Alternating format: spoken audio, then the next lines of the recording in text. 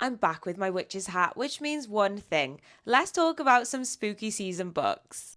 Hello my friends, my name is Michaela. Welcome back to my YouTube channel where we talk about all things thriller books. In today's video, we are going to be speaking about books that are on my spooky season TBR. I've already done a video full of recommendations for you to be reading this spooky season, and now I'm going to tell you what's on my TBR. And this is where you're going to come in, because you're going to be telling me, hopefully, if you've read any of these books and what ones that I absolutely need to be reading this spooky season. Thank you so much for taking the time to click on this video. It means more than I can explain to you, and I'm just going to shut up and get into the books because that's what you're here for. Let's get into it. The first book I want to speak to you about is probably the one that I'm actually most excited for. It's called We Live Here Now, and it's by Sarah Pinborough. Sarah Pinborough wrote one of my favourite thriller books of all time, Behind Her Eyes. If you've not read that book yet, you have to go and read it. I speak about it all the time. We Live Here Now is Sarah Pinborough's newest release. It only came out a few months ago, and I have been specifically saving it for spooky season because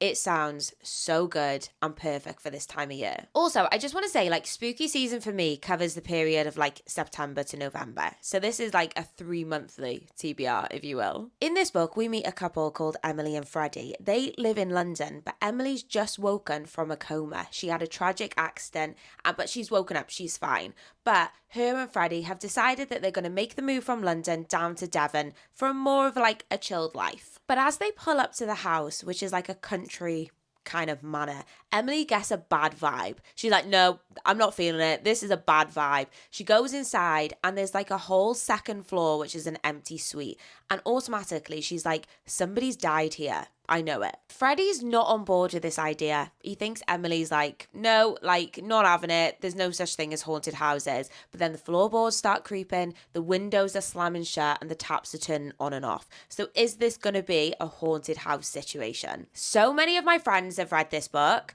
and I don't think I've seen any of them give it a bad review. So no pressure, Sarah Pinborough. We're going into it with the expectations of Behind Her Eyes. And I'm hoping you're going to deliver. I am in my Grady Hendrix era. Me and Grady Hendrix, we had a bad start. The first book I ever read from him is How to Sell a Haunted House. And I really didn't like that book. So it gave me a bit of do I try another book from this author? And I ended up picking up Witchcraft for Wayward Girls at the start of this year. And I bloody loved it. So I'm back on the Grady Hendrix bandwagon. So this is your sign. If you read a book from an author and you don't vibe with that book, don't put off their other books because the chances are you are going to like one of them. Well, anyway, I've got my pick to be reading this spooky season, but the one I specifically want to speak to you about in this video is my best friend's exorcism. Because if ever there's a perfect time to be reading about exorcisms, it's during spooky season, right? My best friend's exorcism is set in 1988. We love the 80s nostalgia. I love an 80s or a 90s setting. We meet two friends called Abby and Gretchen. They've been best friends ever since they were kids. They're now teenagers, and one night they decide to go skinny dipping. Something happens that night, and Gretchen is never the same again. She's acting weird. So Abby's like, this is not my best friend. Let me dig into it. And she starts to think that Gretchen could be possessed. And the blurb says, can their friendship survive the devil? No, I'm obsessed. It's giving camp horror. I feel like Grady Hendrix just does camp horror so well. I've got such high expectations going into this because so many of you guys have told me that you've loved it.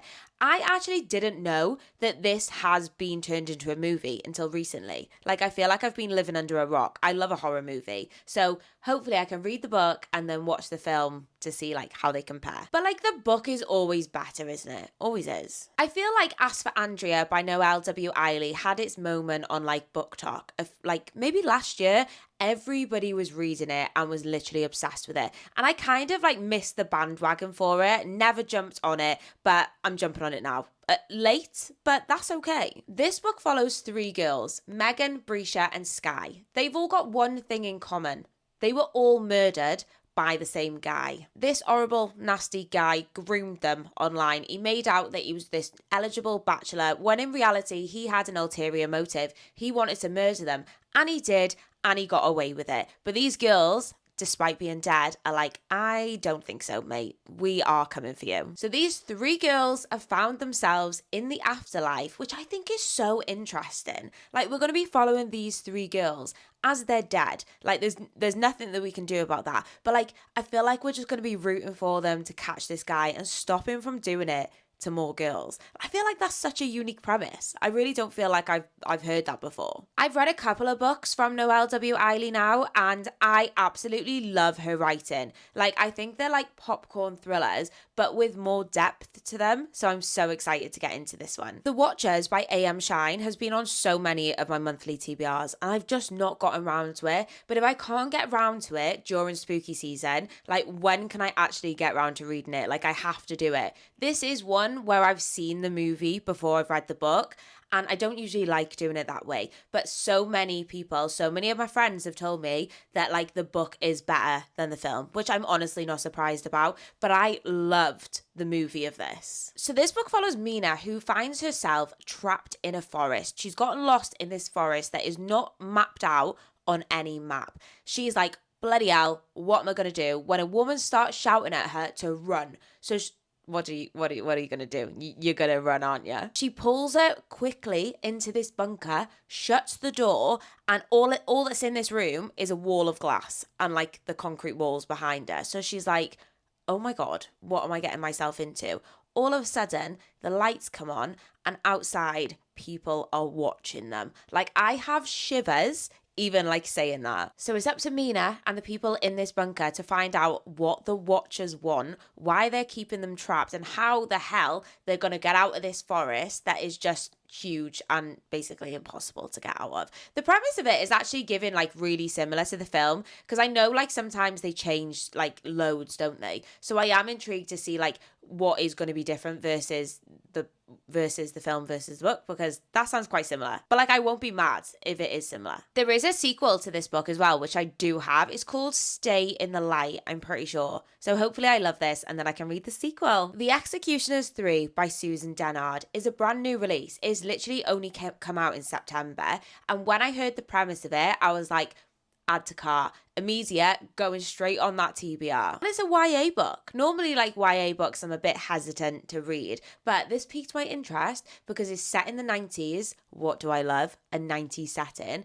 And it follows a main character that is obsessed with the X-Files. And I mean, I was an X-Files girly. I loved it. The Executioners 3 follows a main character called Freddie. And one night she hears like screams, all stuff going on in the forest. So she calls the police, but nothing was happening. It was just like some of her students, like student friends, having a party. So obviously now they're mad. They're like, she's called the police on us. Except the next day, a body is found in the forest. The police quickly rule it as a suicide, but Freddie is like, like, no, I am suspicious. She's an X-File extraordinaire. So she's like, I'm going to do the investigation, bitch. But then more and more bodies start turning up in the town, and they all seem to be leaving clues to an old, like, folklore poem called The Executioners 3. And Freddie thinks it might be, like, supernaturally linked to that. I've seen nothing but glowing reviews. I swear to God, guys, this has got like a 4.6 average rating on Goodreads or something crazy like that. Like, and I'm immediately like interest peaked when that happens, because I'm like, it's not very often that like everybody loves a book, is it? So I'm so excited to see what I think of it. And the special edition copy of this, I need the special edition. Also, guys, do we like the new microphone? This is my first video I'm filming with the new microphone, and I'm like low-key obsessed. I literally feel like a book reporter. Don't Let the Forest In by CJ Drews potentially has one of the nicest covers, one of the prettiest covers I've ever seen in my life. Like, the artwork on this, I'm obsessed. Now, this is another YA horror, if you will, and it's also gay. What do we love?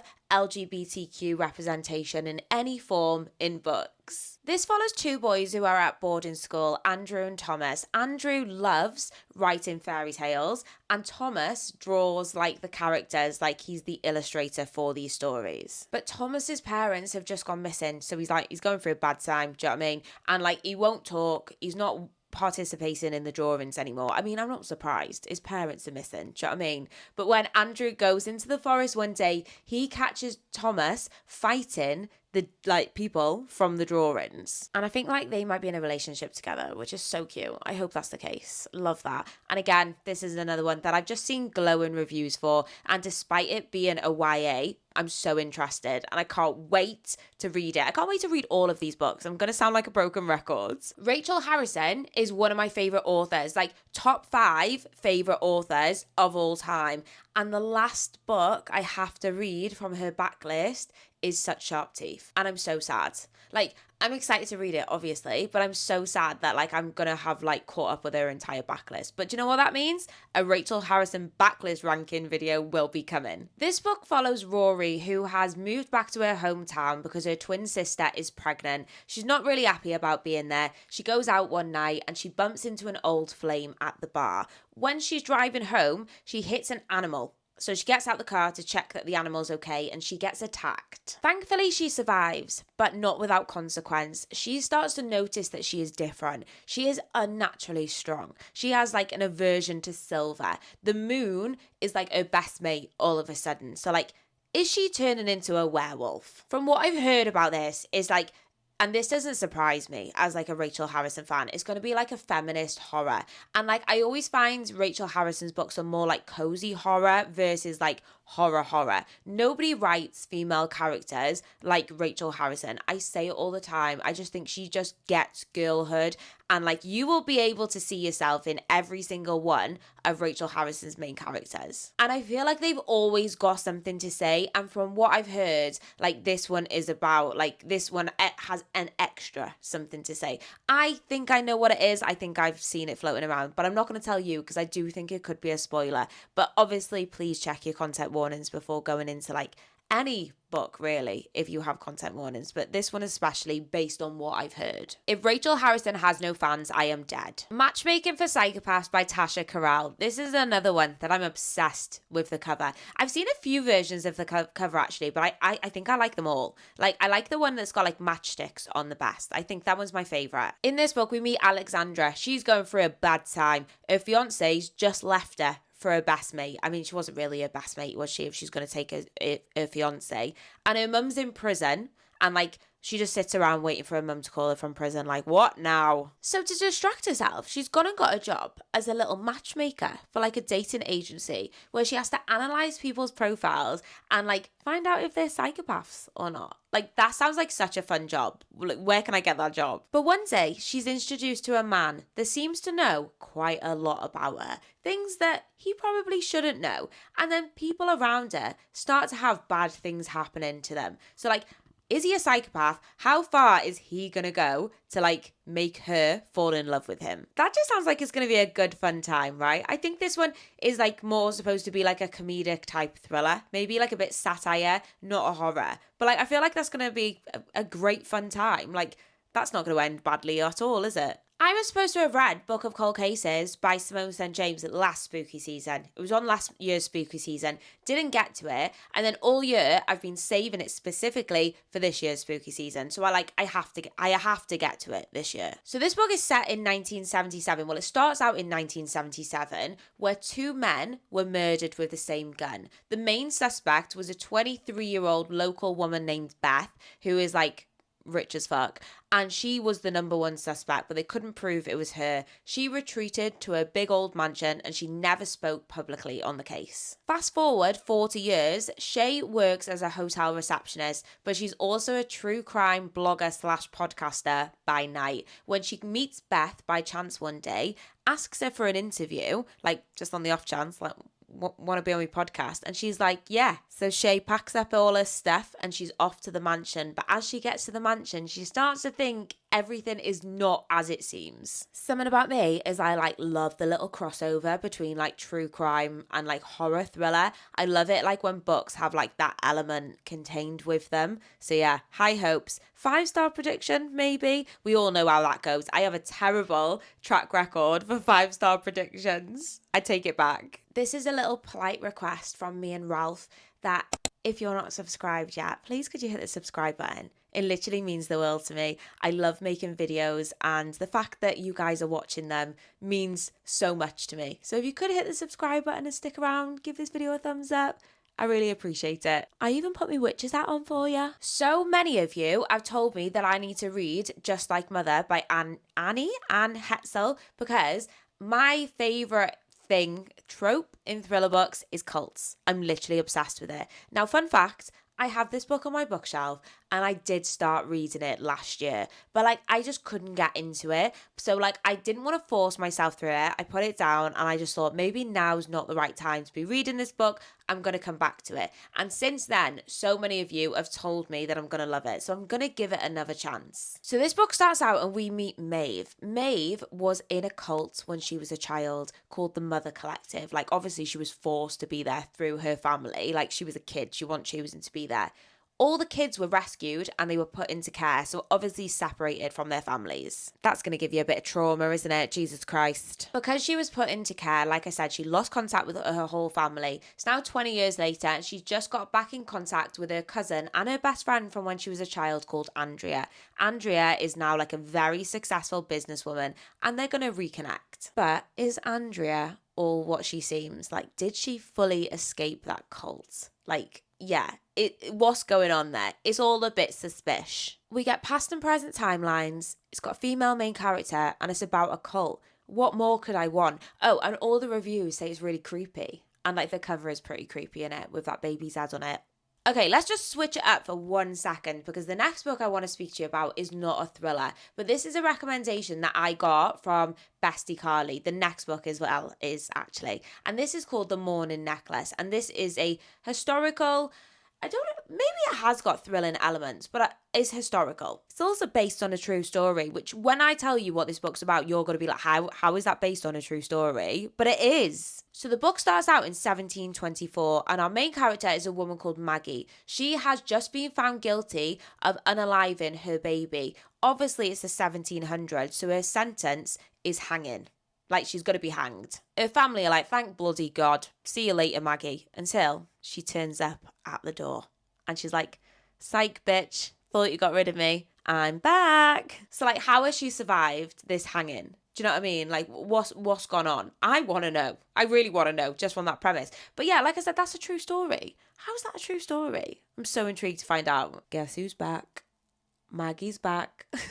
It wouldn't be a spooky season video if we didn't speak about Riley Sager, would it? Like, I've got a love-hate relationship with Riley. Say it all the time, so I don't sound like a broken record. I either love or hate his books, but I am trying to get through his backlist. And I really want to read Final Girls, because something about me is I also love the Final Girls trope. Stephen King blurbed this as, if you like Gone Girl, you will love this book. I love Gone Girl. It's one of my favourite movies and books. So we follow Quincy, Sam and Lisa. They are all Final Girls, an infamous group where they were the sole survivors of unalivings. Obviously, because they've all got shared trauma and nobody else gets it, they form this bond. But Lisa ends up getting murdered and Quincy's like, oh my God, how well do I know these other girls? Like, is one of those other girls, the other girl, responsible for this? Like, how well can they actually trust each other based on the fact that they've only bonded because they were Final Girls? I have seen mixed reviews for this. I have. So like, tell me, have you read this book? Did you love it? Convince me to read it. Or not. One less book on the TBR, do you know what I mean? The Book of Witching by CJ Cook is another recommendation that I've got from Carly because she talks about this book all the time and I do love me a witchy book. This book is told in 2 timelines. I bloody love me a 2 timeline, like dual timelines. But not only that, the first timeline is set in Glasgow in 2024 and the other one is set in Orkney 1594. So like massive differences. And I said it before, but I love a historical setting. So in the 2024 timeline, we follow a woman that wakes up on a beach with catastrophic burns and she has no memories, but now she's in hospital. And then in the 1594 timeline, we have a woman that is accused of being a witch, obviously back during the witch trials, and her punishment is to be burned alive. So we've got 400 years separating these 2 women, but somehow the Book of Witching is what connects them and what is going to save them from what happens to them. I don't know, I feel like that premise was a bit confusing. I've confused myself. Sounds good. Two timelines, 1594, 2024. Love it. Doing TBR videos is actually really hard because like I do like to go into my books not knowing too much information, but at the same time, like I want to come on here and tell you what books I'm going to be reading. So like it's really hard sometimes to talk about books that you've not actually read. So I hope you're having a great time. Hunger Stone by Kat Dunn is described as a sapphic retelling of Carmilla. Lesbian vampires. I mean, say less, literally say less. So the book is following our couple, Leonore and Henry, and one day they come across a woman whose name is Carmilla, who's been in a carriage accident, and they take her in. But Carmilla starts to get a little bit saucy with Lenore. I mean, hopefully. Oh my God. So like, what does she want with her? Do you know what I mean? Is Carmilla a vampire? I'm going to assume so. I don't think that's it can't be a spoiler because I've not read it. It's literally described as a sapphic retelling of Carmilla.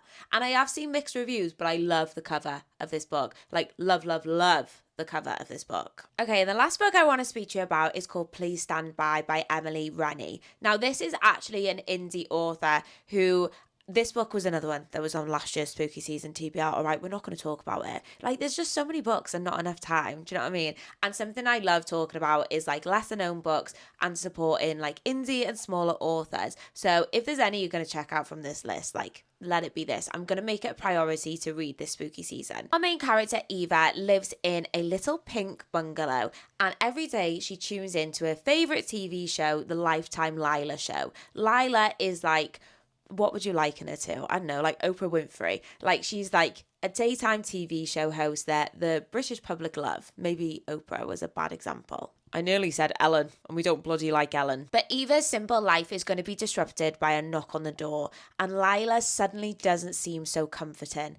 And like, what is Eva hiding from? Like, what is out there? The premise is given vague. That's given vague, isn't it? I've got no idea what I'm getting into based off that premise. But hopefully it's one I love and one I can really shout about because, like I said, this is an indie author and we love to support indie authors. All right, guys, that's the end of the video. That's my very vague, what I know about the books I want to speak about this spooky season. If you have read any of these books, I would love it so, so much if you could tell me like which ones I absolutely need to get to this year and which ones I can probably skip, you know. If you've got this far into the video, thank you so much for spending this time with me. I appreciate you more than you know. If you could hit the subscribe button or give this video a thumbs up, it really does help me out. And thank you so much. I'll see you next time. Bye.